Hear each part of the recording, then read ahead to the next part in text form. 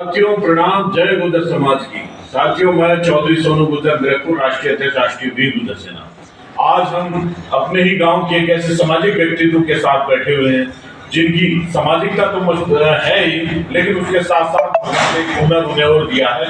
वो एक कवि जो समाज सभी के लिए लिखते हैं, लेकिन समाज के लिए भी अच्छी कविताएं लिखी हैं, समाज को जागरूक कर सके ऐसी लिखी हैं। तो इनका नाम है वेदपाल सिंह गुरुजी गोरखपुर वाले, जिन्होंने बहुत सी रागनियां और बहुत से गीत लिखे हैं। फिल्मों में भी इनके गीत आए हैं, कई कैसेटों में इनके गीत आए हैं। तो मैं आपको अपने इस राष्ट्रीय वीर गुर्जर सेना के और गुर्जर सरकार के पेज पर आपका स्वागत करता हूँ।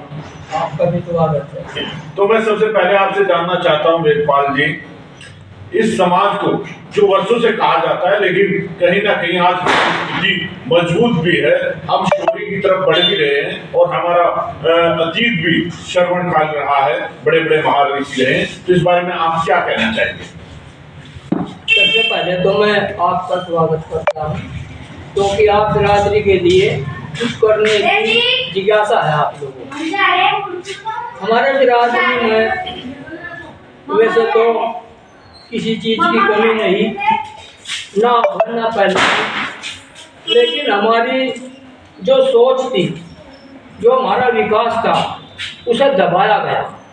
उसे एक किस्म से उस पर पाबंदी लगा कर हमें बिल्कुल एक बंद कटघरे में रखना चाहा। पहले मुगलों ने, उसके बाद अंग्रेजों ने, और उसके बाद फिर जितनी भी सरकारें, हमने सभी का सहयोग किया, किसी सरकार का विरोध नहीं किया। जितनी भी कांग्रेस रही उसमें भी हमारे नेताओं ने, हमारे समाज ने बढ़ चढ़ कर भाग लिया। और मिसाल बनी जब इंदिरा जी हरी तब भी यहाँ से सहारनपुर से चौधरी यशपाल सिंह काफ़ी मतों से विजयी होकर गए, और राजेश पायलट जैसे विश्व के नेता होने चाहिए थे, लेकिन उन्हें भी कांग्रेस की नीतियों के द्वारा हटाया गया और उन्हें सपोर्ट कर रखा गया। और आज भी वही साजिश हमारी साथ रची जा रही है। चाहे कोई सी पार्टी में हम कितना भी सहयोग कर लें, उसमें हमारा कोई नाम लेने वाला नहीं। तो मेरा एक सवाल हो रहा है आपसे, आज एक प्रमुख मुद्दा बना हुआ है, दो समाज टकराव की स्थिति में है, गुर्जर सम्राट के लिए, जो इतिहास भी बार बार प्रमाणित करता है कि वो गुर्जर थे, लेकिन एक समाज उस पर दबाव बनाता है कि वो हमारे। इस पर आप क्या कहना चाहेंगे? भाई मैं पढ़ा आदमी, कम पढ़ा लिखा हूँ, लेकिन मैंने पढ़ा है कि सृष्टि क्रम जब चला तब कोई जाति नहीं थी। उसके बाद मनु जी आए, उन्होंने जातियों का वर्ण बनाए, 4 वर्ण बनाए उन्होंने, अक्षत्रिय, वैश्य, शूद्र, और जो लिखे पढ़े हुए व्यक्ति थे वे ब्राह्मण बन गए, जो बहादुर थे वे क्षत्रिय बन गए, जो व्यापार कर रहे बन के, उनकी सेवा करने वाले शूद्र बन गए। लेकिन गुर्जर नहीं थे, हम गुरुजन थे। शिक्षा जो थी उस युग में गुर्जरों के ही पास थी। और ये जितनी भी जाति है, हमारे बहुत सब जातियों में मिलते हैं। ठाकुर भी हमारे भाई है, जाट भी हमारे भाई है, क्या नाम अहिर, वे तो हमारे से गई भाई समझो। तो प्रमाण है, कौन किसी के बिना रिश्तेदारी के, बिना उसके कोई किसी के बच्चे को नहीं पाल सकता।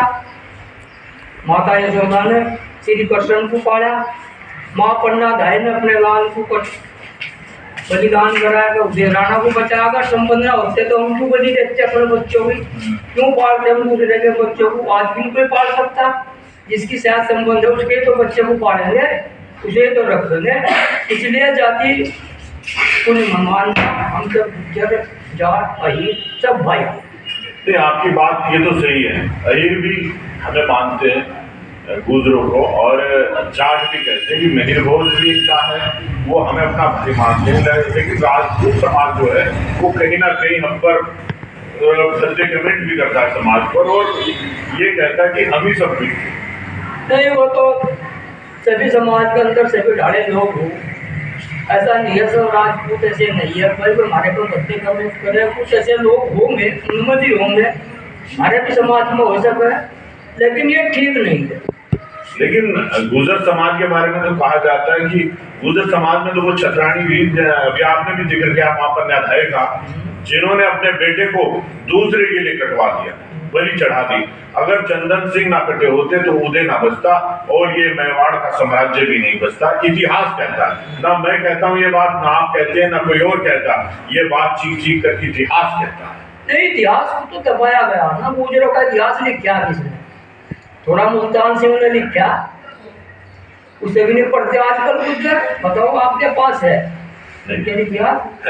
कितने लोगों के पास है, कितने पढ़े? हम अपनी उसका ही नहीं पता, हमारी कितने गुर्जरों में हम कितने लोग हैं। यार ये तो पता चल चुका है, अभी आपने प्रमाण देखे होंगे। सहारनपुर में एक पंचायत हुई थी, एक यात्रा हुई थी जिसमें लगभग 5 लाख गुर्जर पूरे देश से आए थे, यूपी, राजस्थान, हर जगह से आए थे। तो गुर्जर कहीं ना कहीं, चाहे वो यूट्यूब के माध्यम से या किसी भी अपने समाज को जानने और पहचानने लगा है।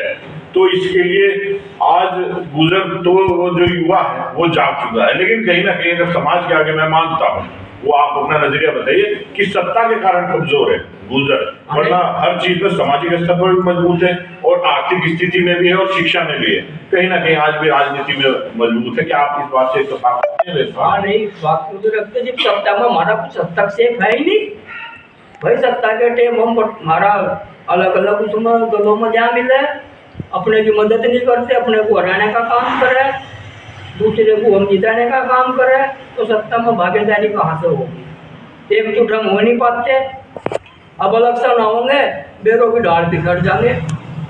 एक 2 पक्षी हो, एक तोता और एक हो तितर।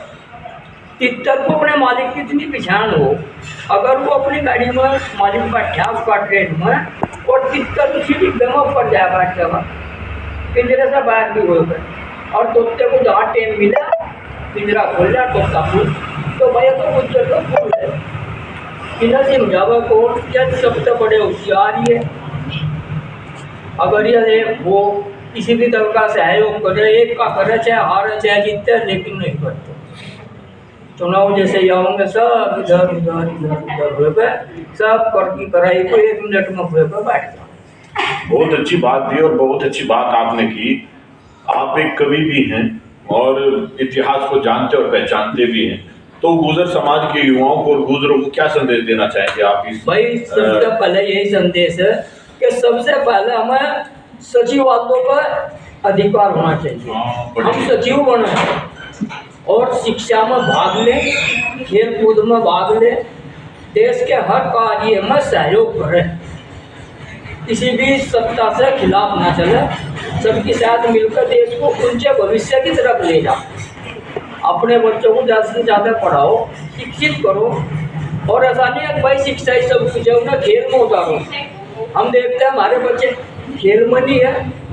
आज हम देखते हैं कोई इतनी फिल्में बनी, हमारा कोई बड़ा कलाकार भी है, वहाँ से देखो मुंबई के अंदर हर बिरादरी के कलाकार मिल जाएंगे, लेकिन गुर्जरों का हमारी नॉलेज में तो कोई भी आगे होंगे, यहाँ पर हमारी नॉलेज में कोई अच्छा एक्टर नहीं है।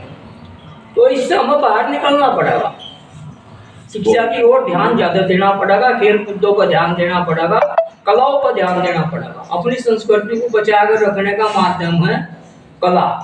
अगर हमारी संस्कृति सही है तो हिंदुस्तान सही है। अगर किसी को खोखला करना है तो उसकी संस्कृति पर सबसे पहले अटैक हो। आज हमारी संस्कृति घरों में मोबाइल आ गए, पता नहीं क्या क्या आ गए। पहले देहाती शाम तमाशे हुआ कर थे, उनमें धार्मिक बात आया कर थी, धार्मिक इतिहास आया कर थे। ये पता नहीं आल फाकड़े हुए हैं। आपने भी कहा देहाती संस्कृति, तो जहां तक मैंने पढ़ा है, जाना है, तो देहाती संस्कृति गुर्जरों की प्रमुख संस्कृति रही है। देहाती रागनी हमारे समाज के कलाकार भी बहुत रहे, और आप भी देहाती रागनी और भजनों के ही कवि हैं। तो क्या गुर्जरों में आज जो पहले स्थान था देहाती संस्कृति का, क्या आज भी है? नहीं है, गुर्जरों में अच्छे कलाकार है, गायक अच्छे है, लेकिन उन्हें सुनने वाले कम हो गए। जो पहले शाम थे या आर्य समाज के द्वारा उपदेशक आवते, भजन उपदेशक गाँव में होते, ब्याह शादियों में उपदेशक आवते, वे हम समाज को अच्छी अच्छी जागरूक कर रहे थे, कुरीतियों से बचावे थे। लेकिन आज उन बातों को कोई सुनाना नहीं चाहता, ना कोई सुनना चाहा। सब अपना मोबाइल से चिपके बैठे। क्योंकि आपने वो समय देखा है जब लोग बिना माइक के भी गाते थे, फिर रिकॉर्ड आए, फिर कैसेट आई, फिर सीडी आई, फिर डीवीडी और आज यूट्यूब। इसमें क्या फर्क महसूस करते हुए वेदपाल जी आप? भाई वो तो रियल था जो कर रहे थे वे। अगर आप गा रहे तो आप सामने गा रहे। इसमें कोई गा रहा दिख रहा, कोई बजा रहा, कोई गा रहा, कोई इसमें भाई समझ में तो आता नहीं। आपका चेहरा किसी पर लगा देंगे, दूसरी जगह किसी पर लगा देंगे, पता नहीं क्या उल्टा सुल्टा हो रहा। भाई भाई समझ से जो गा रहे और जो आज है, आज भी गायक है, गुजरों में भी है और भी लोगों में है, जाटों में भी गायक है, उनका हम स्वागत करते हैं कलाकारों का। तो बहुत अच्छा, ये हमारे वेदपाल जी हैं जो विदुर की तरह खुले बोल बोलते हैं, समाज के प्रति भी इन्होंने वो किया और अपने विचार भी रखे।